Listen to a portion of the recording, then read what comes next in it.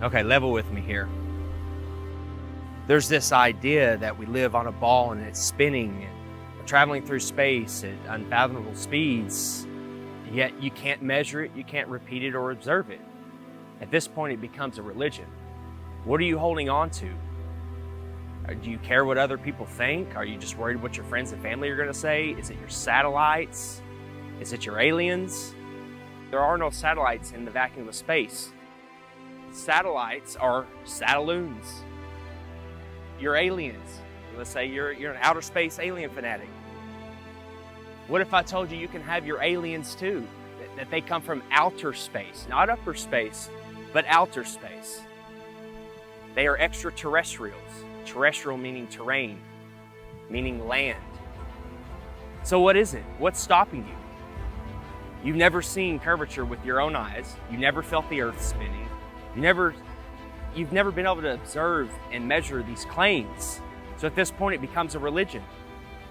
Do you want to become free? What if there's thousands upon thousands of other continents? What if there is an actual creator? This place was designed for a purpose. This isn't an accident. Would your life change? We're all supposed to live in abundance. We're all supposed to be here for a purpose and learn and love and live. Being on a ball from an accident of a Big Bang, evolved from monkeys, that's no way to live. That's no way to perceive life. You're an accident. You have no purpose. What's stopping you? Look out here. There's no curvature. 120,000 feet, 30,000 feet, it's nowhere to be seen. Where's the curve? It's time to pay attention. It's time to wake up. It's time to become free.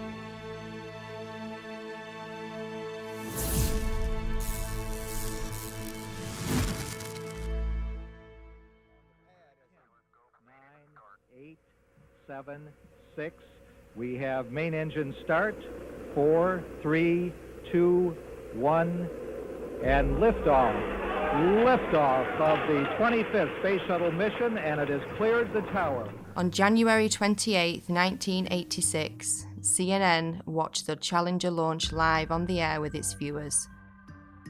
They and the other media outlets told you that the astronauts died in the explosion. But as always, there is an agenda behind every mainstream headline. This morning, it looked as though they were not going to be able to get off. 1 minute 15 seconds. Velocity 2,900 feet per second. Altitude 9 nautical miles. Downrange distance 7 nautical miles. Looks like a couple of the solid rocket boosters blew away from the side of the shuttle in an explosion. Flight controllers here looking very carefully at the situation. Obviously a major malfunction. We have a report from the flight dynamics officer that the vehicle has exploded. Today is a day for mourning and remembering. Nancy and I are pained to the core by the tragedy of the Shuttle Challenger. We know we share this pain with all of the people of our country. This is truly a national loss. The 7 NASA astronauts supposedly killed in the 1986 Challenger disaster did not die in the explosion and are quietly living out their lives in the US, with many of them hiding in plain sight, using their same names and working at high levels in the same fields they worked in before the disaster, according to explosive evidence uncovered by investigators. We've located 6 out of 7 of them. In the world of deception, it's really easy to say this person is that person, and there's a lot of that going on, muddying the waters. But 6 out of 7 have identical names. They work for universities, most of them. There were no people in the Challenger. That was a hoax. That's been proven conclusively by researchers and reporters, investigators, who have found that those supposed people that were in the Challenger are still alive today. We remember Dick Scobie, the commander who spoke the last words we heard from the Space Shuttle Challenger. We remember Michael Smith. We remember Judith Resnick. We remember Krista McAuliffe. We remember Ellison Onizuka. We remember Ronald McNair. People still think the Challenger exploded with these astronauts. It was a horrible thing. Never happened. Yes, the rocket exploded. There was no one on board. So imagine you're at the launch of the Challenger. This is a historic moment and it blows up in midair. Whether you are personally related to somebody on there or don't know anybody, you're going to be a mess. This is an emotional, incredible scene. And CNN was reporting, and they told the cameraman, let's get a live shot of Krista's parents. And when they zoomed in on them, they were giggling, they were laughing, they were smiling. I don't know how you can put a smile on someone's face, even if you told them the funniest joke in the world at that very moment. Just look at their face. Is that the face of somebody whose daughter just blew up in the most horrific, violent accident ever? Or is that somebody playing a role, not knowing that they're on camera and thinking about the money that they may have gotten? You can hide somebody that's allegedly dead right in plain sight. All you have to do is move them a little farther away, give them a different job, claim that they're somebody else. You don't even need to change their name. So statistically speaking, the odds that almost everyone on the Challenger have exact lookalikes with exact names still existing is kind of laughable, honestly. Exact doppelgangers existing in the world with the same names, and when confronted, they get very nervous and their stories begin to conflict and they have the same mannerisms. You know, it doesn't take a lot to put it together, honestly. Let's start with former NASA astronaut Michael J. Smith, with the same name as this retired professor from the University of Wisconsin-Madison. Are you Michael Smith? Yeah. Professor at university? Retired. Retired? Yeah. Yeah. Yeah, I just stopped by because there's this room. Are you aware of that? There's a rumor on the internet. It's not me. That people are saying. Yeah, it's not me, obviously. I mean, anybody that looks at my background, looks where I was born, it's not me. I mean, it's interesting that the Michael J. Smith that was the astronaut looks something like me when we were younger, but really not if you really look at facial recognition. You never been a pilot, never been in the military? Nothing like that. Huh. No. Okay. Yeah. That's all. And I don't respond to the emails I get. I get probably an email, maybe 2 a month. Really? Yeah, and I got one guy that's been really hounding me, and I turned it over to the FBI. Okay. Yeah, you just sure look a lot. It's the same name. I know the facial thing, but that's what we looked like. What? 40 years ago? Mm-hmm. Yeah. Okay. Yeah. Well, thank you. Yeah. Okay. Michael J. Smith, identical looks, dimples the same, teeth the same. There's really no denying it. And before he could finish the question, Michael denied it. Oh, that's not me, you know, and laughed it off. What's he going to say? Oh, you got me? Not going to happen. The driveway footage of Michael J. Smith, that's real. I mean, that can't be a deep fake, you know, so at some point you got to stop trusting liars. We don't hide our space program. We don't keep secrets and cover things up. We do it all up front and in public. Next is former NASA astronaut Judith Resnick with an exact doppelganger working at Yale University. 37 years have passed and she hasn't even changed her name. Side by side, there's no denying it. When she's approached, she has a very odd way of not responding. Hey, Judy? How you doing? I'm from the press. I just had a quick question, if you don't mind. What press? I'm from a radio station in San Bernardino. I know there's a conspiracy about the space shuttle. No, I want to be polite.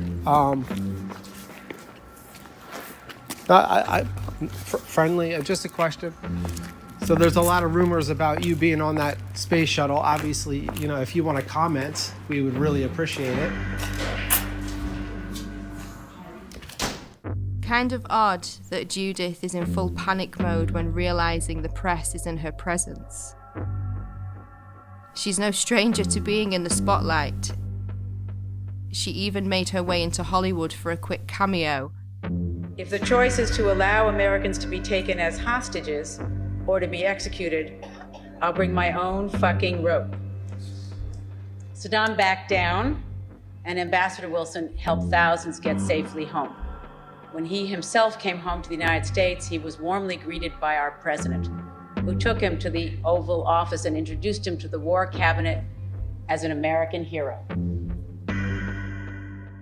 Commander Dick Scobie had a company called Cows and Trees, and when you went to his website, there was an animation of a cow taking off like a rocket with a smoke stream coming out of its backside, doing a twisty curl in the air that looked remarkably just like what we saw with the Challenger. And after we started making videos on that and it started going viral, that website disappeared, never to be seen again. And nobody could have predicted back in 1986 that in 30 some odd years from then that there would be something called the internet that would bring all this information to the tip of your fingers, and you'd be able to search through pictures, Facebooks, websites, profiles. Now these people are scared. They're hiding their profiles, they're deleting their websites, they're making their Facebooks private. Onizuka and McNair are always together. They're hanging out at NASA and always talking about themselves. Ellison Onizuka, if you look at clips of him back in 1986 when this happened, he actually spoke like, every other word was, Let me say that it's really a pleasure to be back. If you look at clips of his brother, Claude, now speaking, it's the same exact thing. Every other word is, But Ellison's dream is continued to be carried on. I think we got some... we're very fortunate that I think we're ready to go fly. Thanks for being out here today. His brother just so happens to be the spokesperson for the Challenger tragedy. Why aren't there any pictures of his brother back when this happened? Why didn't his brother speak at the funeral? Use your head. Former Governor Ariyoshi, who has a story about a picture that survived the Challenger disaster. Ellison Onizuka came to see me one day, and he wanted a family photo. And he wanted to take it up on a Challenger, and he's going to bring it back, inscribe it, and autograph it. But that Challenger accident happened, and I felt very sorry to lose Ellison. But I didn't even think about the photo. I thought everything else must have been destroyed completely. About 2 months later, Lorna Onizuka called me and told me that they found in the water, NASA found the personal preference kit of Ellison Onizuka. And she said there were 2 things in there. One was a monk's prayer, and the other was his family portrait. So I told her, oh, then it must be in terrible condition because the astronauts, the big bang up and the ocean in the water for 2 months. She told me, no, it's in perfect condition. And she said, I'm going to bring the picture over to you and present it to you. And then in the meantime, NASA got the picture and they put this together for us. Ronald McNair conveniently has a twin brother named Carl McNair who looks exactly like him and is at a lot of the events now, but was nowhere to be found when the explosion happened. Krista McAuliffe was a fairly new teacher, just 3 years at that school. To get her story planted, all of these people, the parents, the astronauts, everyone involved that you saw, are crisis actors. Essie was at the Cape in the stands to see Tuesday's launch, a sight that she says still haunts her. Why didn't I leave too? But I thought, no, I want to stay and see it. And as she read Mike's invitation for the launch, Miss Hesse said that she doesn't know if she'll be emotionally ready for a service like that in his hometown. Since I won't be able to see you all in person, let me say thanks for coming and have a great time. And I hope you see a good show. George Bush Sr. hand-selected the teacher, Krista McAuliffe. What are the odds that 30 years later, there is a professor at Syracuse University with the name Sharon McAuliffe? I still can't believe that I'm going to actually be going into that shuttle. It just really doesn't seem possible. Krista McAuliffe was asked if she had any fears about her space shuttle flight. People really feel that space travel is safe now. It's not that earlier feeling that, oh, it's going to blow up or something's going to happen.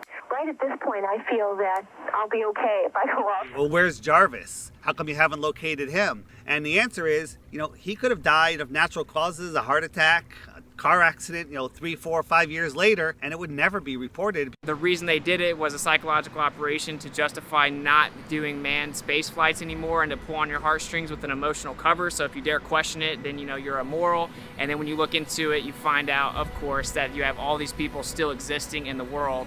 So basically a government version of witness protection for NASA. Our nation held a vigil by our television sets. In one cruel moment, our exhilaration turned to horror. We waited and watched. They were waiting and watching. When they saw the explosion, there was confusion. Was something wrong? The principal and teachers weren't certain either. Then it got very quiet as the horror of it began to register. Besides the trauma-based mind control and putting children through that trauma, it also, it reinforces their model. It reinforces their religion. Look, this terrible thing happened. We're trying to go to space. We're trying to explore for science. But, oh, look, all those people died. But at 1 o'clock, school was closed. It had to close. I felt as if my whole body blew up inside when I saw that. And I can just never be as shocked as I am now. Seeing it with my own eyes, it really just scared me. Some astronauts blow up in a rocket. What does that do subconsciously to the average person? They don't want to go up into space. They don't want to blow up in a rocket. We'll leave that to the professionals. We'll leave that to NASA or government. But once they had seen the evidence on the visual screen that there would be no survivors, it suddenly became apparent to them that they were dealing with death. The government had incentivized the different public schools to play the Challenger in their classrooms. So they rolled their TV sets out, they had all the children sit down and get ready to watch it, and 20% of the American public watched the Challenger event happen live. And within 1 hour, 80% of Americans had seen the Challenger tragedy happen. So just like with 9/11, they have everyone see this traumatic event, and then we're all in unison that we're traumatized. When it blew up, it was a form of trauma-based mind control that some people will never grow out of, and then the emotions kick in and you're unable to think logically about what's going on. Of course this was planned. They made every school show this event live. They wanted these kids to grow up defending this tragedy. Think about how many field trips come here, unfortunately. And they go in and watch that Heroes and Legends thing, and they come out thinking that this is the greatest possible hero that they could ever be. And that's just, they're actors. And we're building them up higher than your father, police, military, all these people that are actual heroes. Right. These are actors working for a government agency. So. Next. Hello. Hi. I'm going to get one of these signed if that's all right. My name is Justin. Justin? Yes. I-N? Yes, with an I-N. Where are you from, Justin? Orlando. Oh, so you're not far from. Not too far. No, I'm okay on a picture, but thank you. I do have a question though. Sure. Sometimes when we're watching the ISS footage, you'll see the astronauts sometimes connected to like wires and harnesses. Is that to keep them like in the frame during the broadcast, or what's the reason for that? No, I haven't actually. You mean while they're inside the shuttle? Yeah, like when they're inside the ISS, sometimes during the feeds, the broadcast, you'll see kind of pulling on their belts or something like that. I bet that is. I have not personally seen that. Oh, really? But I know that they try to be still when they're doing talking to someone, and then they usually try to release and do like a flip at the Yeah, or something like because that. I've seen the flip before, and it almost looked like a foot was caught like inside something, but there was nothing really there. It was really strange. I didn't know if there was something to kind of like hold them in place or something. We never had anything like Oh, that, okay. but they may have learned over time that it was hard to stay still, and they may have come up with something. Did you ever think the public would find out that all the spacewalks were filmed underwater? Did you have any comment on that?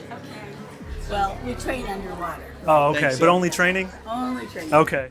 Most of the public have no idea that the ISS is located in an underwater neutral buoyancy lab in Houston, Texas. The space station footage that they trick us with is not traveling at 17,500 miles per hour above your head. It's all being filmed here on Earth. An exact ISS replica underwater. Coincidence? It's a pretty simple process. Film your footage underwater, remove the water layer, add in your CGI Earth layer, and cast your spell.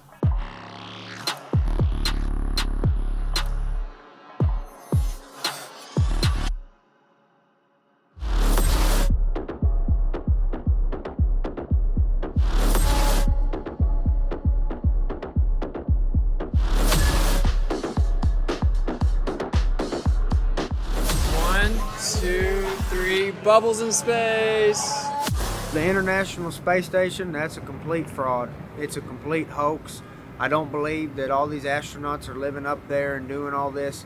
Every single time that they do some type of live demonstration, you can see some type of faulty wiring, some type of glitch. They're literally being held up by strings. Green screens, wires, CGI, augmented reality, all sorts of issues. Think about this. They always have the women with long flowing hair. That would never be allowed.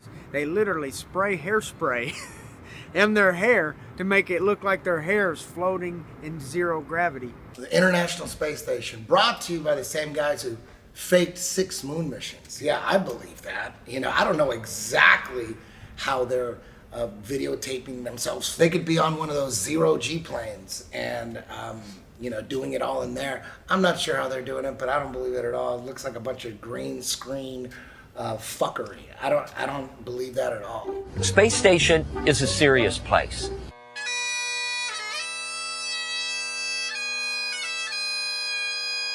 We're doing serious research, scientific research, and engineering research. On solid fuel wires, turn the key and light the fire. Running around in gorilla suits, going 17,500 miles an hour. There's supposedly micrometeorites, other satellites up there. They could die at any second, but they're running around playing with water. They're always playing with water, claiming to grow lettuce. And I love this video because it looks like animation, like something that somebody made, but it's actually real footage from the space shuttle, just sped up just a little bit. And this is a little video. It's about 4 minutes long here. So there's the space station. I love that this is not animation. This is film taken by a shuttle of the space station. And so this is real. It's not animation. Now this looks like animation, and I'm very proud to know that it's actually real film. It's not a video game. People are living there. I know this looks like animation, but it's actually really real. I love this video because it looks like animation. It doesn't look real, but it is real.